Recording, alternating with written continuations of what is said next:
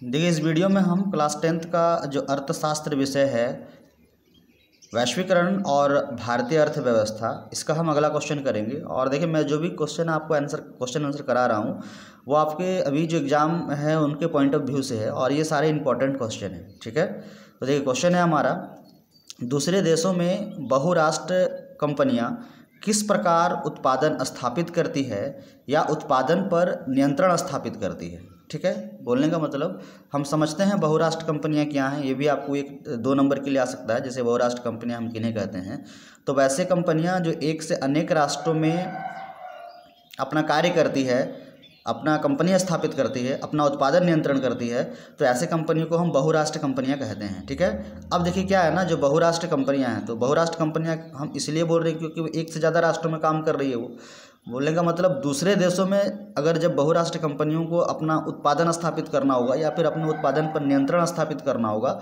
तो वो कैसे करते हैं। वो तो स्थापित करने के लिए, उत्पादन स्थापित करने के लिए वो किन किन चीज़ों पे गौर करते हैं, तो ये आपको समझना पड़ेगा। ठीक है, तो देखिए लिखना है हमको ऐसे, दूसरे देशों में बहुराष्ट्र कंपनियां अनेक प्रकार से अपना उत्पादन स्थापित करती हैं या उत्पादन पर नियंत्रण रखती हैं। तो पहला नंबर पॉइंट है हमारा, देखिए आप जब एग्जाम में लिखिएगा तो पॉइंट जरूर पॉइंट वाइज ही लिखिएगा, और पॉइंट ही मायने रखता है।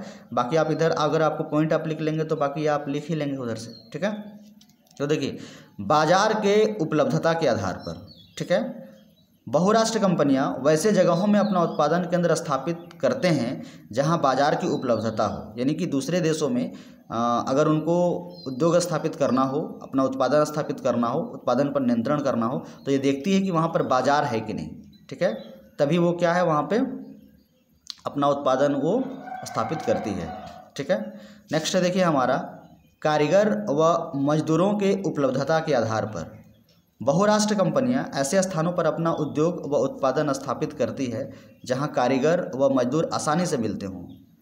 पता चला कि ऐसे देशों में मैंने उत्पादन स्थापित कर दिया जहां पे मजदूर ही नहीं मिलते हैं, जहां पे कारीगर ही नहीं मिलते हैं, तो हमको यहाँ वहाँ से कारीगर और मजदूर लेकर आने में थोड़ा खर्चा ज़्यादा आता है।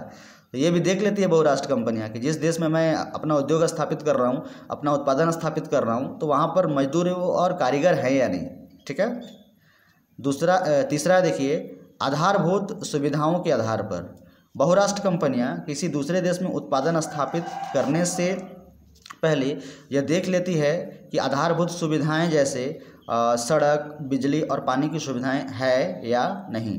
बोलने का मतलब है, किसी भी दूसरे देशों में बहुराष्ट्र कंपनियां अपना उत्पादन स्थापित करने से पहले यह सुनिश्चित कर लेती है कि उस देश में बिजली, पानी, सड़क जैसी आधारभूत सुविधाएं उपलब्ध है या नहीं, तभी ही वो वहाँ पर अपना उत्पादन स्थापित करती है। ठीक है, नेक्स्ट देखिए, स्थानीय सरकारों के समर्थन के आधार पर दूसरे देशों में उत्पादन स्थापित करने या उत्पादन पर नियंत्रण रखने के लिए बहुराष्ट्र कंपनियां पहले स्थानीय सरकारों का समर्थन प्राप्त कर लेती है।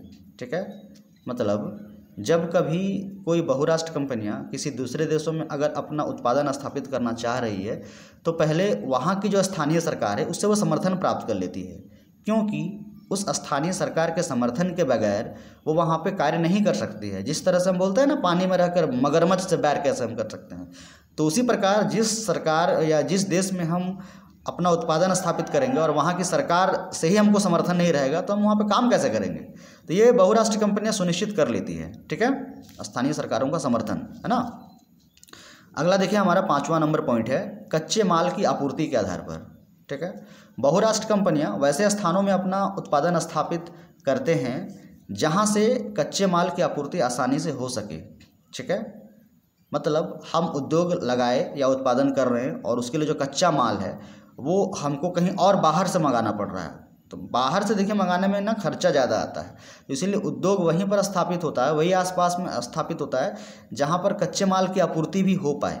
ठीक है, यानी कि बोलने का मतलब है कि बहुराष्ट्र कंपनियां किसी दूसरे देशों में अपना उत्पादन स्थापित करने या फिर उत्पादन पर नियंत्रण करने के लिए यह सुनिश्चित कर लेती है कि वहाँ पे कच्चे माल की आपूर्ति होगी या नहीं होगी, या किस आधार पर हो रही है। यानी कि कच्चे माल की आपूर्ति अच्छी तरीके से वहाँ पर हो जाना चाहिए, उपलब्धता होनी चाहिए वहाँ पे, तभी वो वहाँ पे अपना उत्पादन स्थापित करती है। ठीक है, तो इस तरह से आप पॉइंट वाइज लिखेंगे, आपको फुल का फुल नंबर मिलेगा, एक नंबर भी नहीं कटेगा अगर आप पॉइंट वाइज लिखते हैं तो।